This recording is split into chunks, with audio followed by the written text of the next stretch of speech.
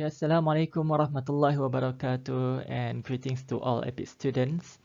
Alright, so welcome to the second online lecture, and this is also the second lecture for the alkenes topic. But for the overall topic of hydrocarbon, this is actually already lecture 6, which is half of the hours for the hydrocarbon topic. Alright, so in this lecture, there are two learning outcomes that we want to achieve. The first one, we want to learn about the physical properties of the alkene, and the second one is the preparation of the alkene from the alcohol and also the haloalkane. All right, let's see for the first learning outcomes. The physical properties, normally we will talk about the solubility as well as the boiling point. Ada dua criteria yang kita tengok, solubility and boiling point. So first we go for the solubility. Same as the alkene also is a non-polar molecule. Okay, non-polar molecule. Therefore, it just only have the weak van der Waals interaction, or specifically, it is the London forces. Okay, London forces. Sebab apa saya cakap London forces? Because van der Waals is actually have two type. Okay, London forces and also permanent dipole. Okay, but in alkene there are no permanent dipole interaction because it is a non-polar molecule. But maybe we can say that it is slightly polar. Sikit sahaja polarity dia disebabkan the presence of the double bond. Alright? Okay, since it is a non-polar molecule, therefore the alkene is insoluble in most polar solvent such as water. Okay, almost insoluble in water. Okay, but slightly soluble than the alkane. Sebab apa saya cakap tadi, dia slightly polar. Okay, the presence of the double bond menyebabkan dia slightly polar. Alright. But the alkene is soluble in organic solvent. Okay, very soluble in organic solvent. Bahkan it can be the solvent. Okay, the liquid alkene can be the solvent such as C5 to C14 that is stated over here. Alright. Okay, that one is for the solubility. How about the boiling point?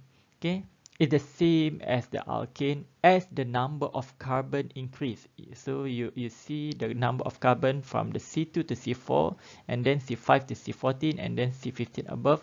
As the number of the carbon increase, the boiling point will increase. Okay, the boiling point will increase. Okay, as kenapa boiling point the increase? Because the increasing of the surface area. Okay, dan sama juga if you have the isomers with the which is the molecule with the same molecular formula but different arrangement of the atom inside the molecule. Okay, the linear molecule will have higher boiling point than the branching molecule because the surface area for the linear molecule is larger than the branching molecule. Alright. Next, if we compare between the cis and trans isomer, okay, in the first lecture nombor 1 hari tu, okay, we have discussed about the stability of the cis and trans isomer. So kalau you masih ingat, the trans isomer is more stable than cis isomer because the cis isomer have the steric interaction. Okay, dia ada interaksi steric tu menyebabkan the repulsion between the two bulky group of the alkyl group lah. Okay, dia ada repulsion, so dia jadi less stable in the cis structure. But for the boiling point, okay, actually cis structure has higher boiling point, okay, which is 4 degrees C for this molecule. All right, compared to the trans structure is just 1 degree C. Okay, so why is cis structure has higher boiling point? This is because the cis structure is more polar than the trans structure. Okay, if you can see in this structure, okay, the metal group is the electron donating group. Okay, it donate the electron to the central atom. Okay, Same goes to here. And the net dipole moment is downwards. Okay. So dia ada mu is not equal to 0. Dia ada net dipole moment. So it is slightly polar lah. Okay. Bila dia slightly polar, dia punya interaction between the molecule is stronger. Therefore, we need more energy to overcome the molecule, and hence the boiling point will be slightly higher than the non-polar molecule. So for the trans, okay, the metal group donate the electron to the C, but since there are the metal group in the opposite direction, so this will cancel out to each other, so the dipole moment is equal to 0, so it is non-polar. Okay, so non-polar dia punya van der Waals forces or the London forces is weaker than the slightly polar molecule. Okay, and hence it is easier to break. Okay, less energy needed. Okay, dan menatijahkan resulting the boiling point will be lower than the cis structure. Alright. Okay, next. Okay, enough for physical properties. That's just a simple part. So this is a more serious part, which is the preparation of the alkene. So as I said earlier, okay, we prepare the alkene from the alcohol and also from the haloalkene. All right. So the reaction is named as the type of reaction is elimination reaction, which is we eliminate some atom from the alcohol and also the haloalkene to form the alkene. Okay, because alcohol and haloalkene is actually saturated. Dia dah tepu, semua carbon mempunyai 4 ikatan. Okay, when it remove the OH group or remove the halogen group, okay, so it become unsaturated, which is the formation of the double bond. So bila dia remove itu yang kita panggil sebagai elimination reaction. Okay, dan specifically the name of the reaction, okay, from the alcohol, the elimination of the hydroxy group from the alcohol, we name as the dehydration.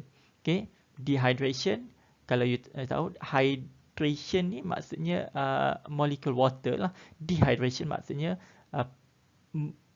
removal of the water molecule. Okay, we remove the water molecule. Okay, and the elimination reaction of the haloalkane, we call it as the dehydrohalogenation. Okay, hydrohalogenation, which is we remove the HX molecule. Okay, kita buang HX. Kalau X tu can be anything lah, any halogen. Okay, remove HCl, okay, remove HBr, remove HI, dan sebagainya.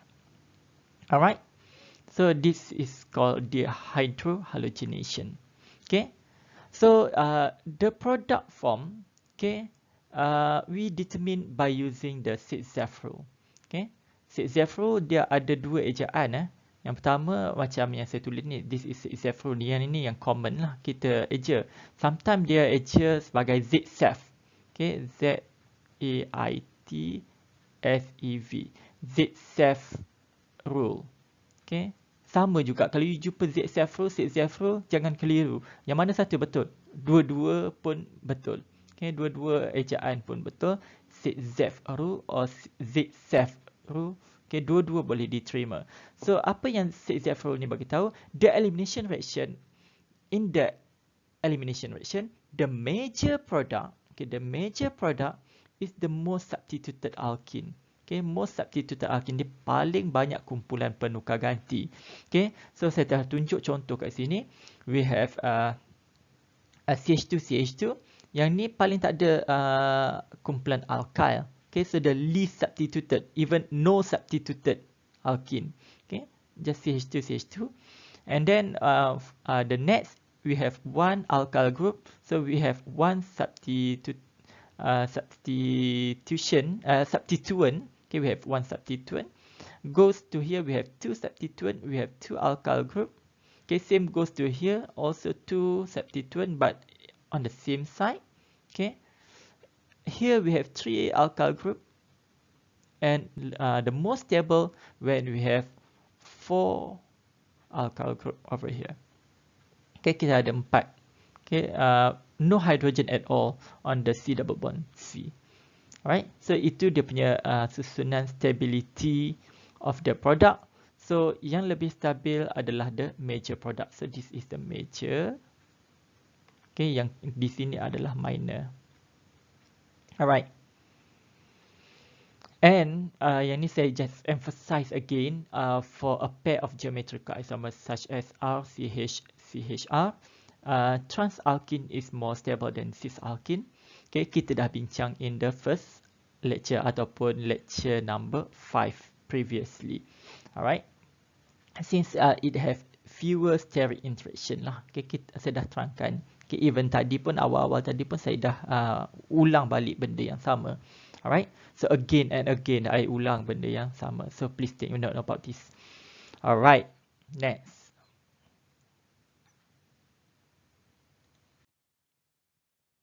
So we go for the first preparation is from the alcohol. Nama dia tadi adalah dehydration. Okay. So in the dehydration process, kenapa nama dia dehydration tadi saya beritahu because removal of the water molecule. So macam mana kita remove the water molecule? So kat sini kita ada H dan OH bersebelahan ni. Okay. Okay. So we remove this. Kita jadikan water molecule. Okay. So bila kita remove, kalau you perasan, kita putuskan 2 ikatan. Okay. 1 and 2. Okay. There are 2 sigma bond break. So mana perginya this sigma bond? Okay. Yang pertama, sigma bond ni dia terbentuk ikatan between H and OH. Dia bentuk kat sini. Salah satu lah, tak kisahlah yang kuning ke yang purple ke, dia bentuk dekat situ. So form the water molecule. Okay. And the other one, yang satu lagi, akan bentuk double bond between C and C. So kita dapat kita punya alkene. Okay, kita dapat kita punya alkene. Okay. Macam tu. Senang kan? Alright. Itu dari segi persamaan lah. Okay, yang kosong-kosong ni actually is anything lah. You nak letakkan H ke, letakkan R ke, whatever lah. Okay. Anything. Alright. So the reaction is called dehydration of alcohol. Okay, saya dah bagi tahu pun tadi. A type of elimination reaction. Okay, juga saya dah bagi tahu. This reaction involve the formation of the carbocation as the intermediate. Okay, itu yang kita nak tengok mechanism. Dia tak sesimple persamaan. Okay, this is just the general equation. Okay, but the mechanism is involving the formation of the carbocation. Okay, kalau dalam tajuk alkene dulu, the mechanism of the halogenation of the alkene, dia melibatkan formation of the free radical. Therefore, nama dia adalah free radical substitution. Yang ni dia melibatkan formation of the carbocation. Okay, bukannya free radical. Okay, jadi in most cases, the carbocation intermediate may rearrange to form a more stable carbocation. So, I think you have learned the stability of the carbocation in the IOC punya topic with Cik Hilmi. Okay, the stability of the carbocation is from primary carbocation, okay, to secondary carbocation, and the most stable is the tertiary carbocation. Alright. Okay. So let's say mula-mula dia dapat primary carbocation, so dia akan berlaku rearrangement to form the secondary carbocation. Sama juga if you get the secondary carbocation, maybe it can undergo rearrangement to form the tertiary carbocation. Tapi kalau tak boleh berlaku rearrangement, it's okay. Dia kekal as it is lah. Okay. So that's why dia guna perkataan may rearrange. Mungkin boleh berlaku penyusunan semula. Alright, untuk bentuk more stable carbocation. Okay, carbocation yang lebih stabil. And therefore, a mixture of alkene products obtained. So dia punya alkene product maybe 1, maybe 2, maybe 3 ataupun banyak sebenarnya. Alright, sebab dia bergantung. That's why we need to determine from all of the product form, which one is the major product. So macam mana nak tentukan the major product? We use the 6Z rule, okay, yang kita terangkan in the previous slide. Alright, next. Okay, so kita tengok the mechanism step by step. So step number 1, okay, for example, kita nak buat dehydration of the butanol lah, or 2-butanol. Okay, an acid or base reaction, bukan acid or base, an acid and base reaction. Okay, ni N acid base reaction lah. Okay, bukan slash dash. An acid base reaction, protonation of the alcoholic oxygen to make better leaving group. This step is very fast and reversible. Okay, the lone pairs on the oxygen make it a Lewis base. So macam mana? This is the equation. Okay, so kita tengok kat sini, we have the butanol. This is butanol or 2-butanol. Okay, and this is our acid. Okay, the hydronium ion. Okay, normally kita gunakan sulfuric acid. So sulfuric acid tu we dissolve in water.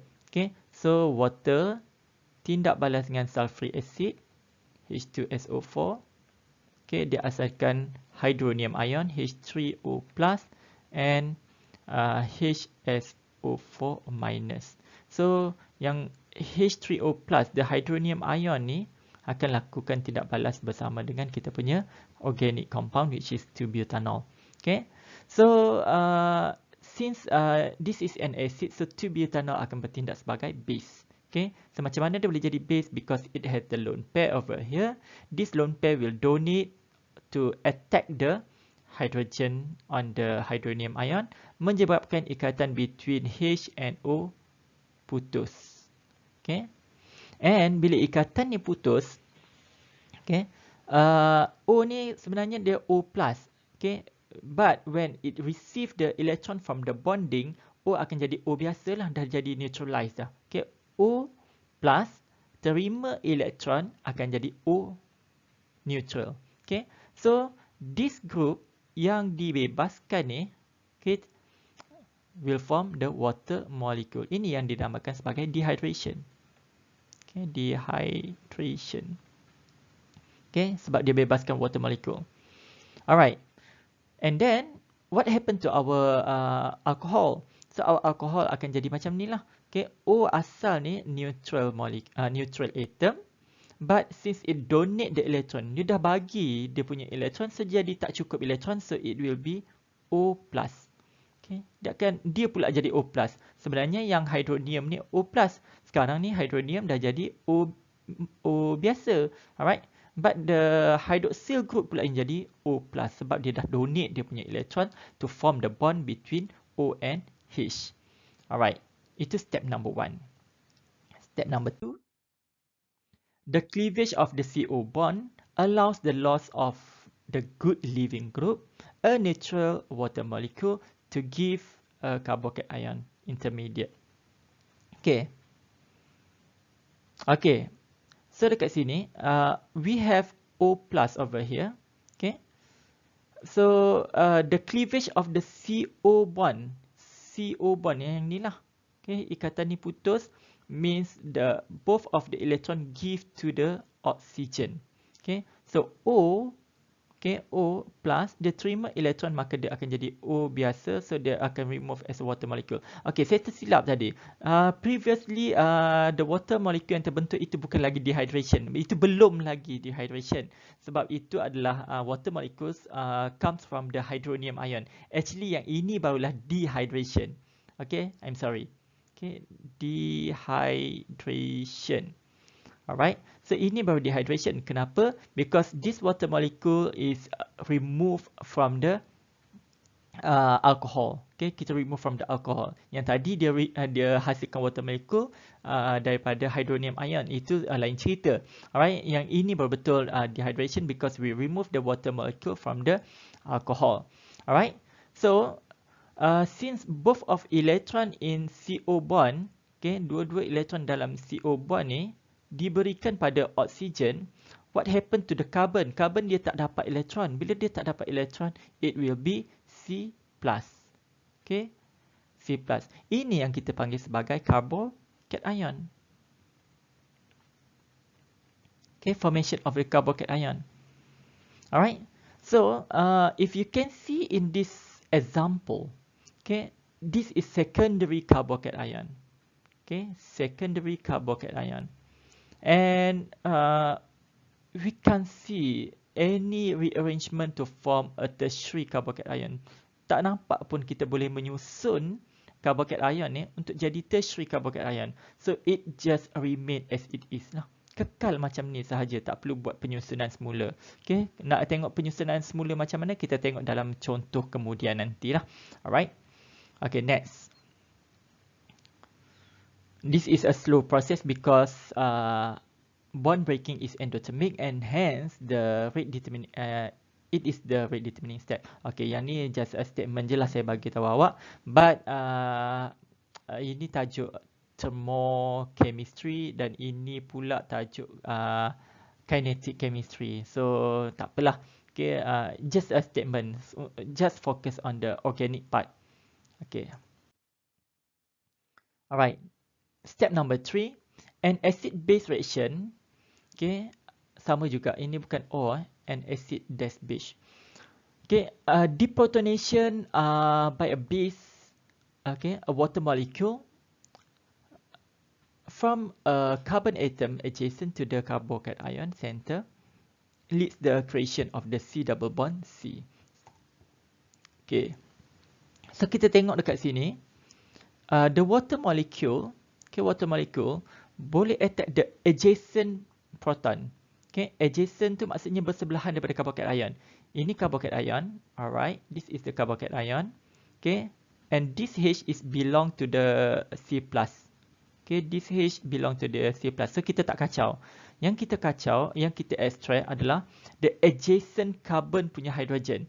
So ini adalah carbon sebelah dia, sebelah kanan dia. Okay, dan this carbon ada H. Ada 3 H, tapi saya tunjuk satu je lah. Okay, and ada 2 kat sini lah. Alright.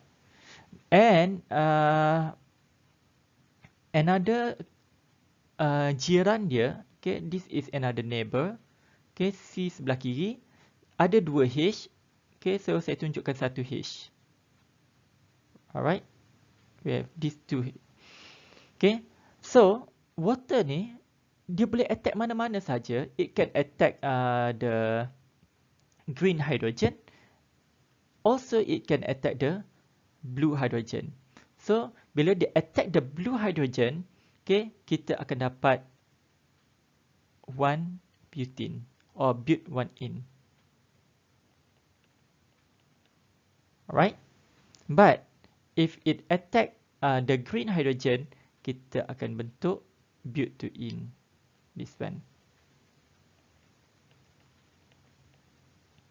Alright, so kat sini, without the rearrangement of the carbocation pun, we can produce 2 different alkene. Okay, but1ene and also but2ene. So between these two, which one is more stable? Okay, which one is the major product? So macam mana nak tentukan? We kembali kepada ZF rule.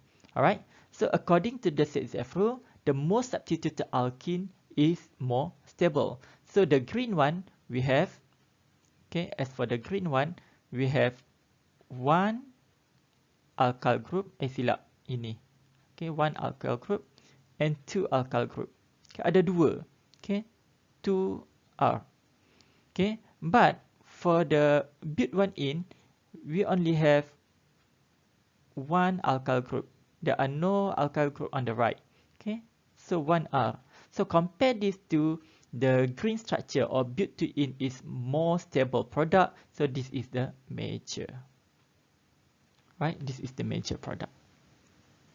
Okay, dan ada satu lagi benda yang I want to stress out. Halamak.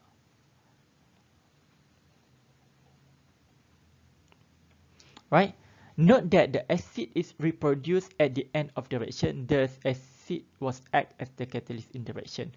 So, dalam step yang pertama tadi, okay, acid kena attack bentuk water. Okay, tapi dalam step ketiga, the water yang terbentuk dalam step pertama tadi, attack the adjacent hydrogen atom untuk bentuk acid balik. Okay, so acid punya concentration mula-mula dia reduce sebab dia digunakan, but at the end of the reaction dia reproduce, so dia increase balik. Okay, mula-mula decrease and then dia increase balik. So the net concentration of the acid is remain unchanged. Tak berubah pun dia punya concentration.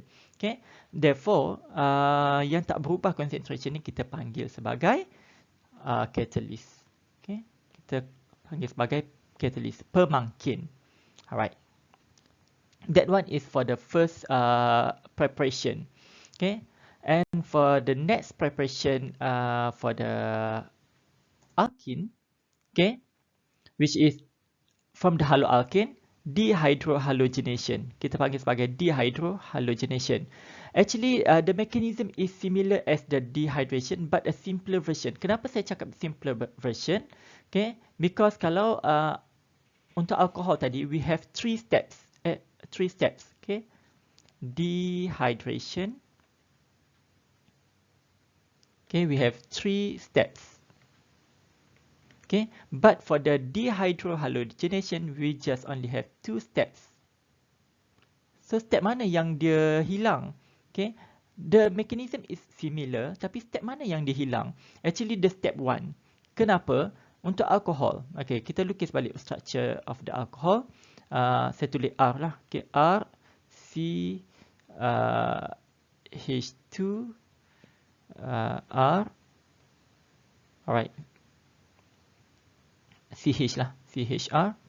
Okay, alcohol, OH. Compare dengan haloalkane, R, CH, R, Cl. Alright. So compare these two, OH dia tak boleh keluar sendiri.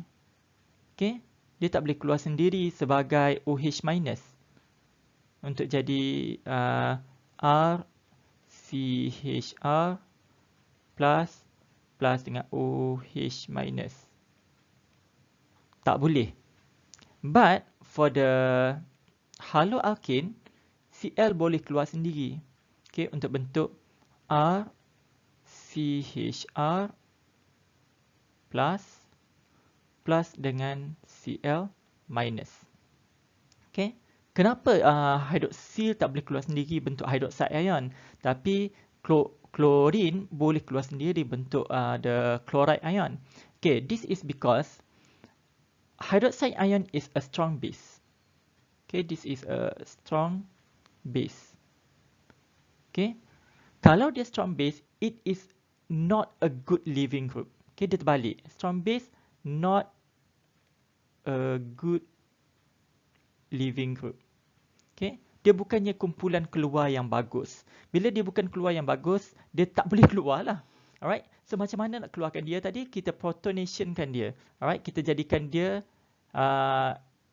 OH2+, so dia akan keluar sebagai water. Okay, dia akan keluar sebagai water. So baru bila dia keluar sebagai water, water adalah a good leaving group because water is a amphoteric. Okay, kalau dia bertindak sebagai base, water is a weak base. Kalau dia bertindak sebagai acid, water is a weak acid. Okay, so as a weak base, dia adalah good leaving group. So dia senang untuk keluar. Okay, senang untuk keluar. Hydroxide susah untuk keluar because hydroxide is a strong base. So as a strong base, dia adalah bad leaving group lah. Okay, boleh katakan bad lah. Okay, dia susah nak keluar. Okay, but for the Cl minus, okay, Cl minus, it is actually a weak base. Okay, Cl minus is a weak base. Bila dia weak base, maksudnya dia apa? Dia adalah a good leaving group. Okay, bila good leaving group, dia tak perlu untuk protonate pun untuk keluar. Dia boleh keluar dengan sendirinya. Dengan secara sukarela dia boleh keluar untuk bentuk cation. Alright. Okay, actually I want to continue this mechanism. Okay, but I think it will be too much for you to absorb all of the information. Okay, enough until this slide. Okay, cukup sampai slide ini sahaja. And I think we will continue in the face-to-face lecture tomorrow. Okay, so that you can absorb slowly. Okay, slowly. Dan actually kalau face to face ni, I think you all akan lebih faham lah macam mana direction berlaku. But the slide for this lecture, okay, the slide for this lecture, I will just continue and you can see in the video lah. Alright, and I also will distribute the complete slide for the alkene topic later on. Okay, bila saya dah siap buat semua. Alright, so that's all. Thank you.